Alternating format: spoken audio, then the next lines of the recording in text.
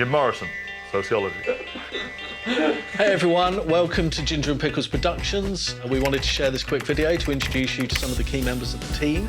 And to go over our plan in a slightly more personal way than just reading the pitch deck. Or the much longer investor memorandum. And at the very end, what we'll do is we'll do like a quick fire, frequently asked questions section. So the company originated with a group of professional friends who all met and impressed each other while shooting commercial content. For some of the biggest brands on the planet. In the team, we've got a host of skills from writing, lighting, shooting, editing, grading, animating. Alongside a host of accompanying audio skills. From location sound, Foley, sound design. Orchestration and mixing to the latest industry standards. Atomos is really big now. But beyond our technical nous, we all share one single vision. And that's to make compelling films for cinema and broadcast. Our first offering was just last year, a short called... Back up. Our first offering was just last year. It was a short film that I wrote and directed called Everyone Forgot.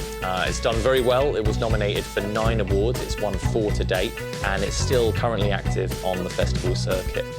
But our next release, the one that you'll be joining us for, will be a documentary for cinema, closely followed by an accompanying limited documentary series about the legendary 1960s pop producer, Joe Meek. Have you heard of him? This is a mind-blowing story, honestly. It spans music, genius, murder, corruption, theft, desperation. And if you haven't done so already, do make sure you head over to the Joe Meek page on our website where there's plenty of footage for you to devour.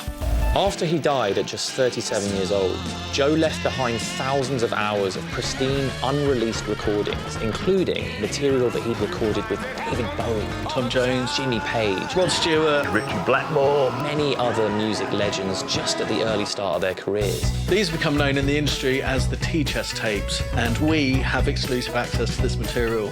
One of the most exciting parts of the documentary will be how we're going to involve contemporary A-list music stars, global stars, in creating brand new music from the past. You know, Joe was a visionary. He talked about hearing the future. He'd be ecstatic at this idea of this kind of collaboration across time with artists performing many decades into what was actually his future. And all of this makes for a completely unique creative opportunity, which also has the potential to generate very strong financial gains. It's got a great back end. And yes, we are EIS certified. So that means significant tax breaks from the get-go, generous loss protection, and of course, importantly, all profits are tax-free. We have the rights and we have the active interest from a number of distribution partners, so we know we can make the film. And we know we can place it. There's only one thing missing from this equation, and that is the finance to do it.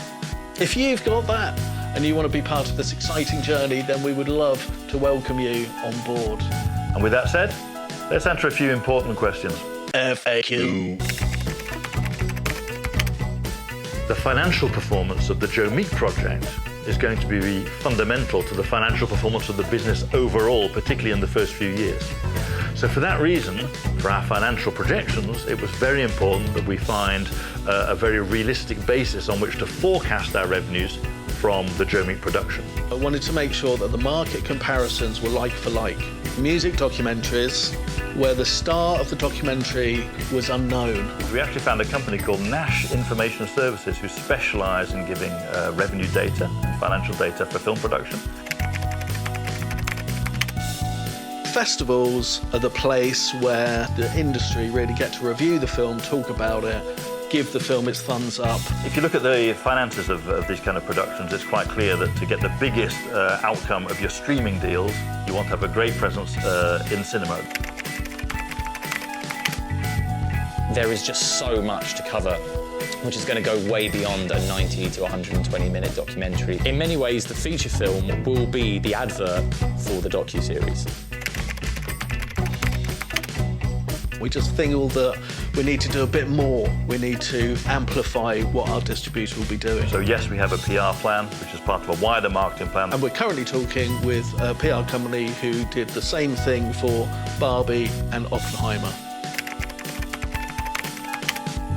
We would prefer to find investors that are passionate about the project and about film and about coming with us on the journey. We hope that you'd want to join us on any number of opportunities. You could be joining us in the studio whilst we're working on some of the tracks. You'd be welcome on set, reenactment, some animation, AI. And then we've got like the really sort of glitzy stuff where we will be hitting red carpets, we will be going to Cannes, we will be going to Sundance Film Festival. All of these moments on the project, if you're interested, come along. When it comes to exit strategy, we actually want to offer our investors two options. Firstly, at the end of the 3-year mandatory EIS investment period, we will offer a share buyback for those investors that wish to exit at that point. But for investors that want to stay with us for the longer term and really realize the full value that we're going to create out of this company, we will be looking over the longer term for a trade sale. Although Joe himself lived in the 1960s, the story is a very modern one, and it sort of deals with themes that are front and centre in young people's minds today. Talk about mental illness. Joe himself suffered depression, psychosis, and definitely a form of autism. And the whole question of sexual identity, which is such a raging debate in the world today. And by adding massive music stars that are actually relevant for those audience members, will just create, really great celebrity appeal. The enduring emotional power of a musical story. And that's where you start to create this experience which is going to be incredibly compelling for today's young audience and a young mass audience. And if to live, the fewer men, the greater share of honour. God's will I pray thee, with not one man more. Rather, proclaim it, Westmoreland, through my host, and he which hath no stomach to this fight, let him depart.